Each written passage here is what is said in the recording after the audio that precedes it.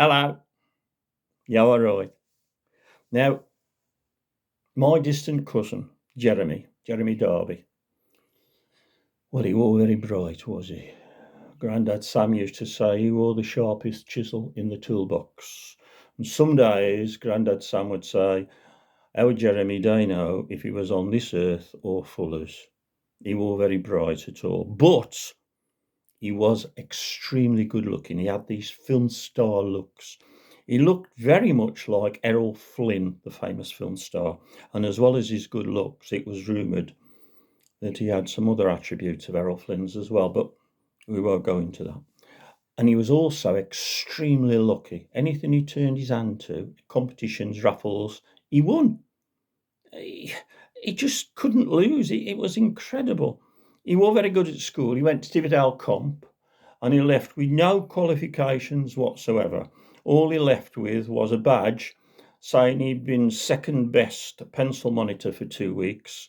And he also left with half of Trevor Jevons's PE kit. But that's another story. But luck would have it, there he is again, our Jeremy. Within a few weeks of leaving, he'd landed the job as Chief Quality Control Inspector Engineer Manager at Lady Esmeralda's Ptarmigan Ranch, which is, as you know, is halfway down Port Vale, on the way out towards Rowley Regis. And because of his good looks, and because of his luck, and because he was attracting money and attention, he started going out with a very famous Irish country and western singer who lived in Tipton, and they soon got engaged. Very famous she was. She was Irish, but sang all country and western songs. Her name was Patty O'Dawes. And then in 1966, his luck got better and better and better, better and better. First of all, he won a 3-bedroom detached house on Trafalgar Road. He did a raffle at the Red Lion on Regent Road, Tividale, and he won this house. And then he followed that up by winning a romantic weekend for 2 people in Tintagel, Cornwall, thanks to a raffle at Dudley Co-op and Shearing's Coach Holidays. And then soon after, would you believe it, he won a brand new bright yellow Bentley car from this posh garage in Codsall, Wolverhampton.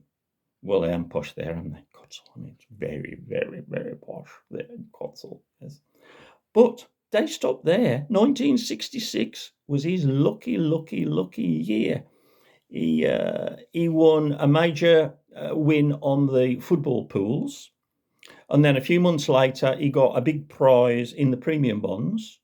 And then in the summer of 1966, he placed a bet early on in the tournament saying England would win the World Cup. And of course they did. So he won loads of money. And him and Patty, famous singer and beautiful, they were always in the Dudley Herald and the Express and Star. And sometimes they were even in the Tividale Tiddler Times. So his pictures were, and the stories about his winnings, and picture him with his Bentley, and then beautiful Patty O'Dawes. And she had a big hit in the Black Country at Parade in 1966 with a country and western ballad called Oh, Big Jeremy Yoma Boster. That did very well for her. So he was doing extremely well indeed. But I've told you about this chap before. Constable Dick Cockless, police constable in Tipton. Now, Patty lived in Tipton, and every time Jeremy went to see her, Dick Cockless tried to do him for summit, because he'd been in love with Patty, and she rejected him. She rejected him for our Jeremy. So Dick Cockless was really jealous. She rejected Dick because he was too short, too ugly, and generally too horrible. But he meant to get his own back. So every time he saw Jeremy in Tipton, he got him. He took him down the station and he booked him on a minor charge. Things like wearing a loud shirt too near to a zebra crossing, or leaning at the wrong angle on George Mason's shop window, or owning a large umbrella when it wasn't raining. and possessing an offensive peak and walking him within the hours of daylight in a built-up area.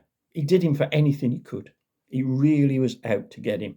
And when, of course, Jeremy won the Bentley, well, that tipped the constable right over the edge. He didn't like that at all. And one night, Jeremy had just left Patty's house near Owen Street.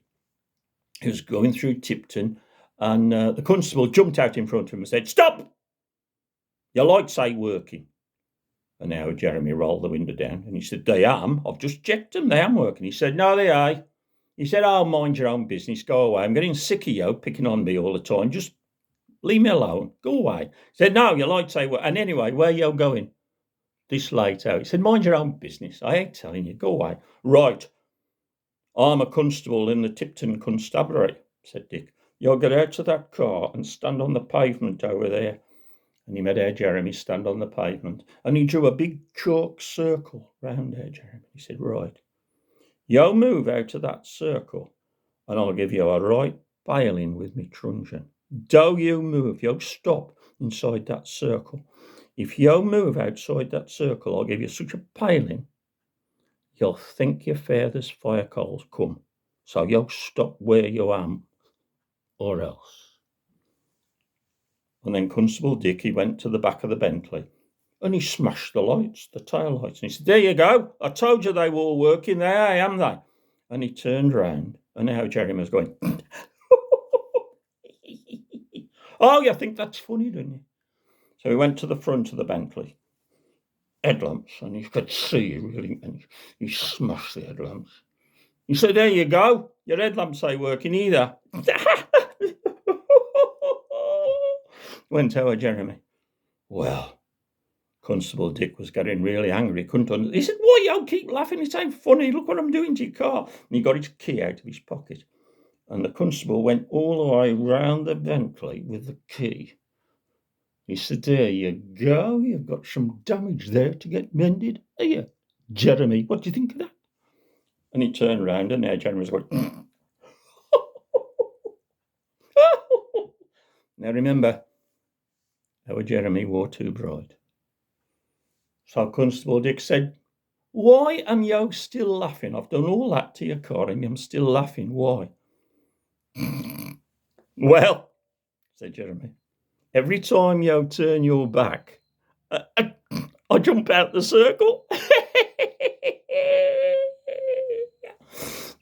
Ta-ra a bit. Stay out the Oss Road. Thank your mother for the palings. I must go. I'm going to the doctor's. I'm having me legs lagged for the winter. I'm having some of that thick wool wrapped round them, so that should keep them warm, shouldn't it? So I'll see you soon. Money go. Ta-ra. And I'll see you soon. Ta-ra.